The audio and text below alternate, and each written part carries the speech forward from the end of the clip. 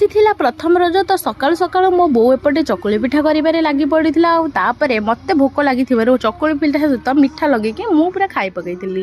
ତାପରେ ଘର ପାଖରେ ଛୋଟ ଛୁଆଙ୍କ ପାଇଁ ଦୋଳି ବନା ହେଉଥିଲା, ଟିକେ ଯାଇକି ଦେଖିଦେଇଥିଲି। ଆଉ ମାସକ ପାଇଁ ଆମର ଭାଇ ସଉଦା ସବୁ ନେଇ ଆସିଥିଲା, ସେସବୁକୁ ମୁଁ ସବୁ ଡବାରେ ପ୍ୟାକିଂ କରିଦେଲି। ଆଉ ସଜଡ଼ା ସଜୁଡ଼ି କରି ସବୁ ମସଲା ମସଲି ରଖିଦେଲି। ଏପଟେ ପାନ ଭାଙ୍ଗିବା ପାଇଁ ରେଡ଼ି ହେଇଗଲି, କାହିଁକି ନା ରଜ ଯେହେତୁ ପାନ ନ ଖାଇଲେ ତ ହେବନି।